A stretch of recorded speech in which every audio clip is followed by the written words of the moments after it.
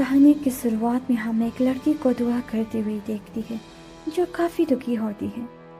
दरअसल इस लड़की का नाम मुफ्ती होती है, जो हाल ही में अपने भैया की मौत होने की वजह से काफी दुखी रहने लगी थी।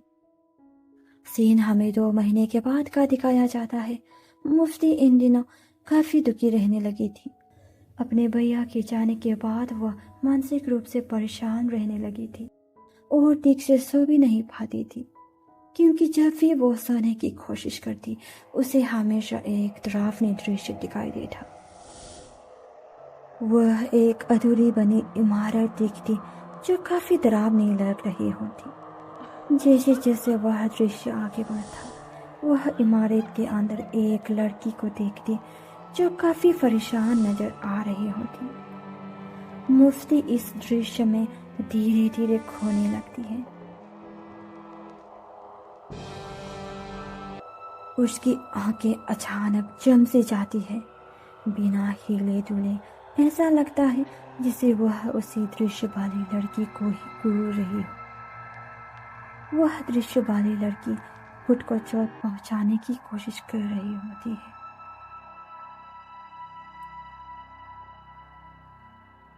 और वह लड़की भी मुफ्ती को ही घूर रही होती है।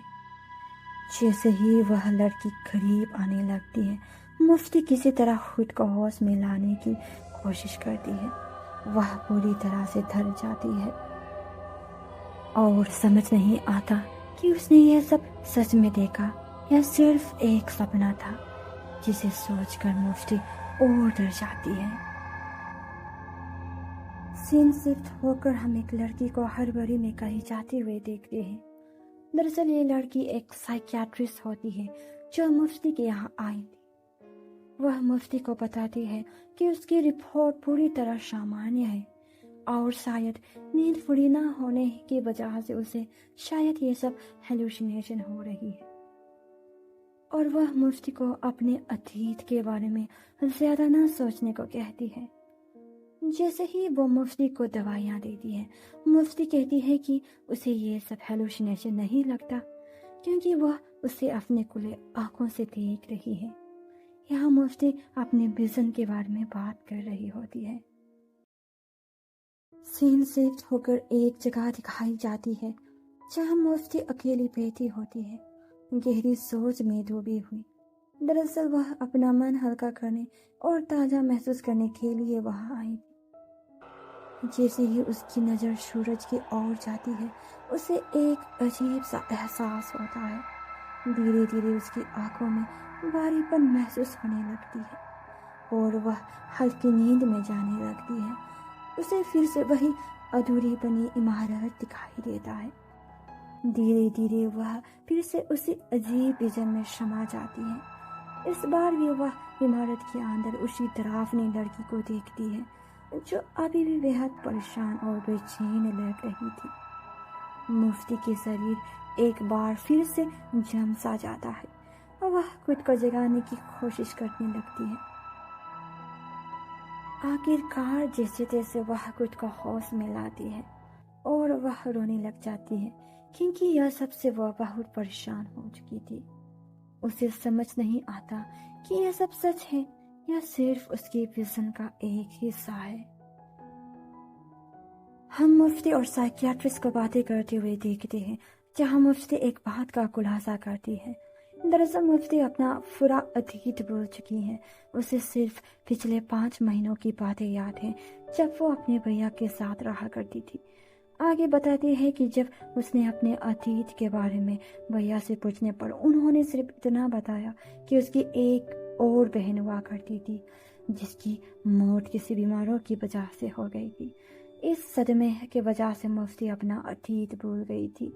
मुफ्ती कहती है कि उसे ऐसा लगता है कि जो लड़की वह अपने विजन में देख रही है, शायद वह उसकी बहन है जो उसे अपने साथ ले जाने आई है। पर साइकियाट्रिस्ट उसे दिलासा देते हुए कहती है कि वह हमेशा उसके साथ है। वह आगे पूछती है कि अगर उसके पास अपनी बहन से जुड़े कोई चीजें हैं तो वह उसे बताए।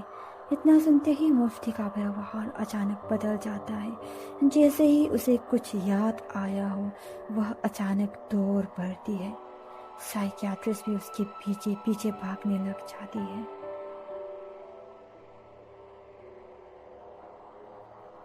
मुफ्ती अपने कमरे पहुंचकर कुछ ढूंढने लगती है। वह कहती है कि उसने अपने पहिया से छुपाकर एक ड्राइंग रखी थी जो शायद उसकी बहन की है, क्योंकि जब भी उसके भैया पुराने सामान मिलते वह उसे जला देता था। वह टेबल के नीचे से एक अजीब सी ड्राइंग निकालती है।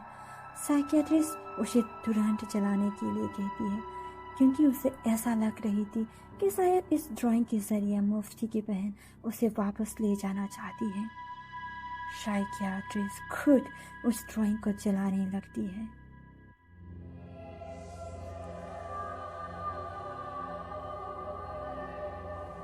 जैसे ही वह पूरी तरह जल जाती है, दोनों राहत की सांस लेती है। साइकियाट्रिस्ट मुफ्ती को दिलासा देते हुए कहती है, आप सब कुछ ठीक हो जाएगा, और सब कुछ ठीक हो जाती है। एक दिन मुफ्ती पार्क में बैठी होती है। उसकी नज़र फिर से सूरज की ओर चली जाती है और उसे हल्की नींद आने लगती है। धीरे धीरे वही अजीब दृश्य फिर से सामने आता है। इस बार वह किसी के पैरों को भागते हुए देखती है। मुफ्ती पूरी तरह सहम जाती है। वह अपने सामने एक लड़की को खड़ी देखती है। वह लड़की अचानक उसके सामने धीरे धीरे आने लग जाती है। आखिर यह रहस्यमय लड़की कौन है? क्या यह सब सच है या सिर्फ मुफ्ती की कल्पना? इस रहस्यमय दृश्य का मुफ्ती से क्या संबंध है, और सिर्फ उसे ही क्यों यह सब दिखाई देता है? और सबसे बड़ा सवाल, यह साइकियाट्रिस्ट मुफ्ती की इतनी मदद क्यों कर रही है? क्या वह उसकी सौतेली बहन हो सकती है या कोई और? इन सभी सवालों के साथ यह पार्ट यही समाप्त होती है। हम इन सभी सवालों के जवाब पार्ट 2 में ला रहे हैं।